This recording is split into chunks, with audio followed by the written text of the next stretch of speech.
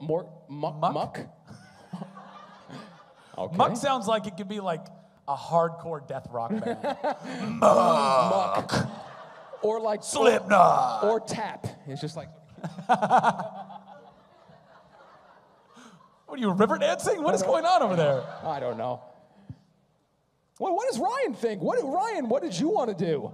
Ryan, what would you? Well, I wish. I don't know if you guys remember in season 1, I did Chuck versus the Tango, and I would have loved to have obviously been more involved in the spy world, but.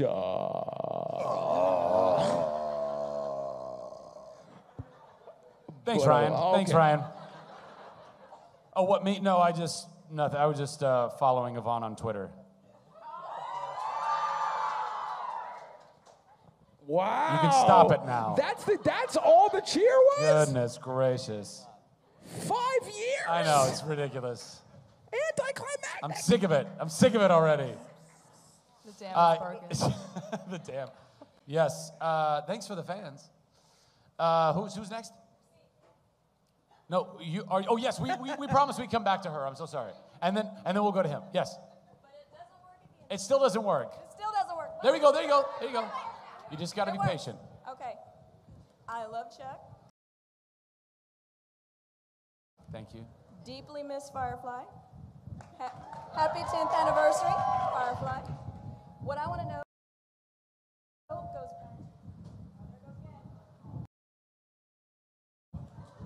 What I want to know is about Trailer Park Heroes.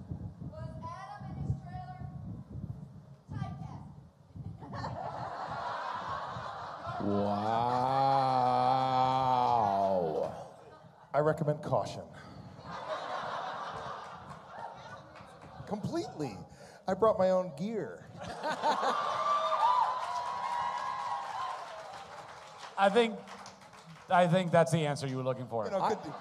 Kentucky said, so you're going to bring your own gear, right? Okay. I was actually surprised when the credits came up that you guys were going through your characters' names and it wasn't Adam Baldwin as Adam Baldwin. I just thought you were, That was shocking. Yeah. Wasn't that I don't know. Yeah. Oh yes, you sir. Of all the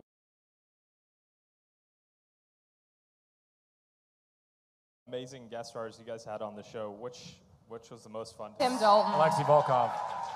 I mean, we had great villains. Most of them were just one-offs.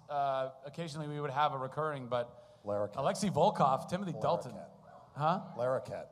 Oh, Larroquette. John Larroquette was Larroquette. awesome as well. But yeah, he wasn't not in the villain category. Villain. Yeah, yeah. You said villain, sorry. Oh yeah. Oh goodness. Hale, Tony Hale. For me, Tony Hale was Tony amazing. Hale was amazing. Tony's great. That was really too bad that we had to kill him. Yeah. Yeah, we had to kill him. Yeah.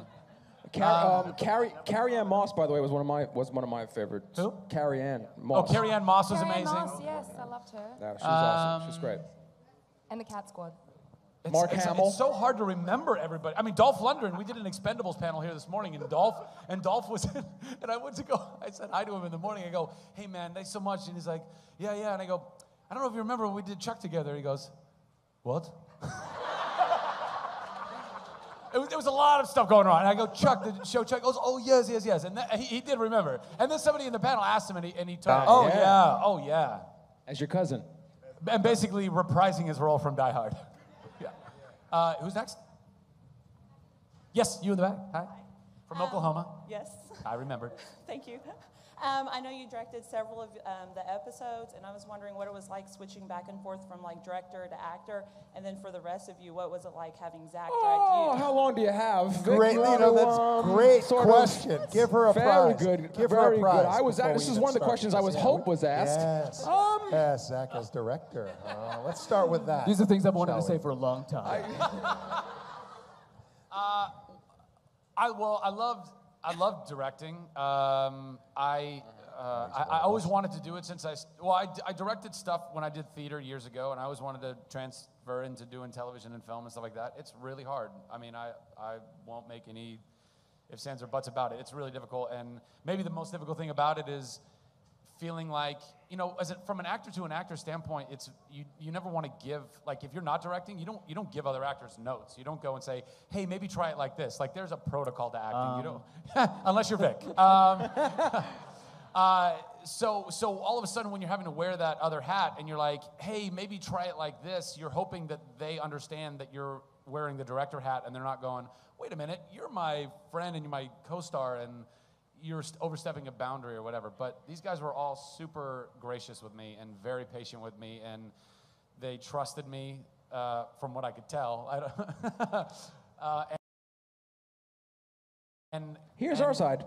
We're directing. I think because you bring the acting side to it, you didn't have to try to make up, as an actor, you didn't have to try to make up reasons why I went over here, because you had an idea from an actor's standpoint of why you were doing something. And some directors are just very sort of camera and technically oriented, and because he's an actor, his episodes, I think, were great. And also because Zach knows more about our own characters than any guest director would coming on the show, and that was a big plus, was that we weren't getting any stupid direction from you. Oh, wow. Not that I'm sure I had a couple of I had a couple of stupid notes. Like character direction, like you weren't going to say, "Oh, I think you should do this," when clearly that's not what our characters would do. You got to understand that, like, every week there was, essentially, we had our recurrings. We had, and Robbie Duncan McNeil, who was probably did the most. Oh, Robbie. Right? Robbie, we love. And then we had, there was about half a dozen directors that. Alan Craker. All right. Listen, man, I just gotta tell you, I really appreciate the way you completely just nailed inside that. jokes. These are all inside jokes that none of you would even understand. You can feel free to tweet on your phone, do whatever you want. We're playing guess the director. Yeah. So, but some would come in for just one episode and then leave, and it's difficult to kind of come in, and we've all been together for X amount of years or doing our thing, and then they think they have an opinion about where things should go. But with Zach, obviously, it was so, because, who knows the show better, right? So it was, that part was just completely easy. There's other things. I like Zach as a director because I could come up and say, okay, where do I start and where do I finish? I'll fill in the rest. And he would say, oh, you start here and you can't finish there. And by the way, you weren't funny in that scene, so be funnier. All right. Oh, thank you guys. I just want to say one thing, that for me, I don't think I said a single scripted word.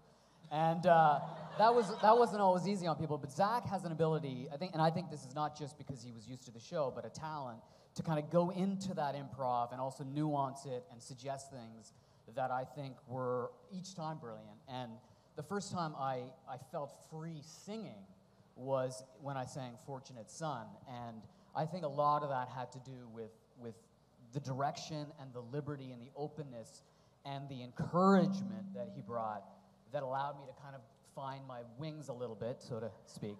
And that's due to pure sheer talent, I think, not just used to the show, as these others jackasses say. But I always worried when he was directing that he wasn't resting. Because that's because I wasn't. Because he'd be in scenes, and I'd always say, sit down for a second, take a drink of water. I don't know. But I was worried about him because without him, we didn't have a show. Well, thank you guys so much for all that. Look, like I said, it was an intense show to make, but I love the show so much, and it was really fulfilling being able to direct certain episodes, and I may still be most proud of the first one that I did. That's what I was gonna. The Chuck versus the Beard, fitting. What are you doing? Oh, you gonna send this to Ryan?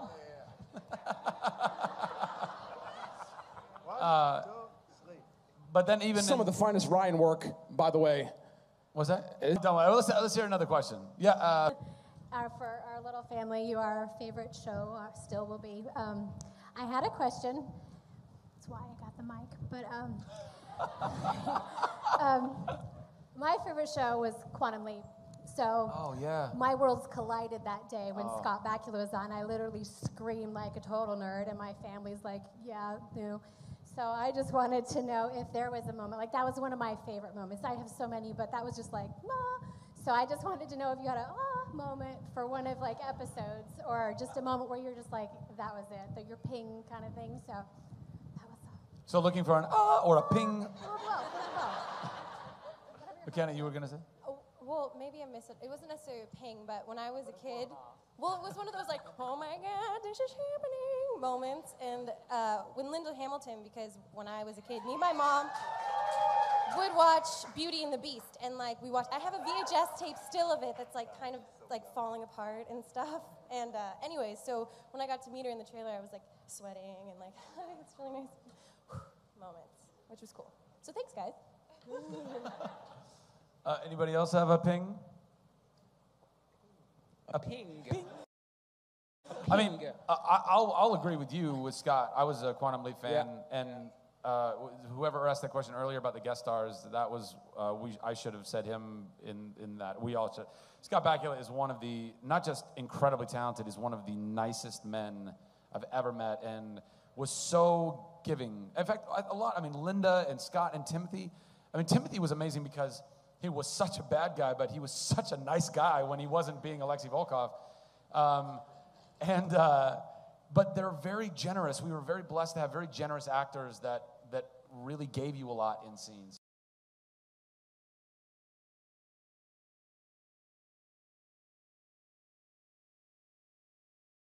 Ground when I was shooting that scene with them, I mean, it really was like my dad.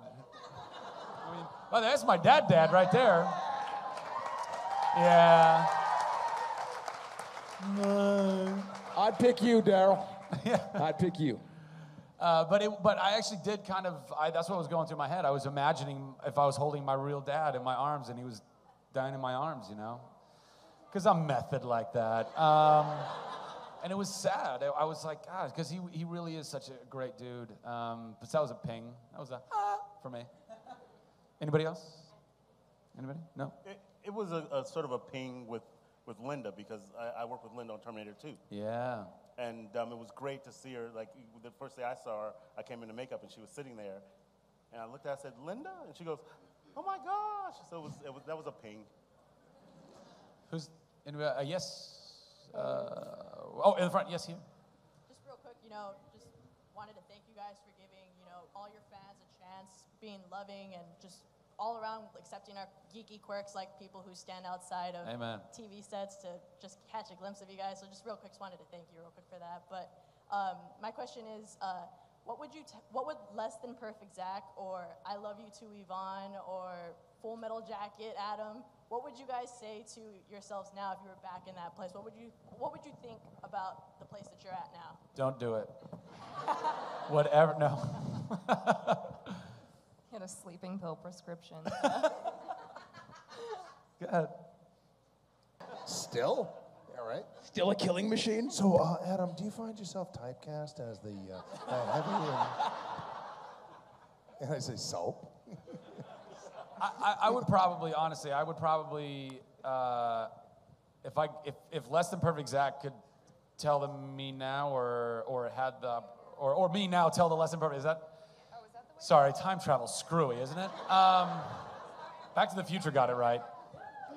I think I would say it's gonna be tough, but it's all gonna be worth it, and it'll be one of the most magical journeys you'll go on. And like any magical journey, it's gonna be tough, and there's gonna be moments where things don't make sense, and you'll think you'll be canceled, and you won't be.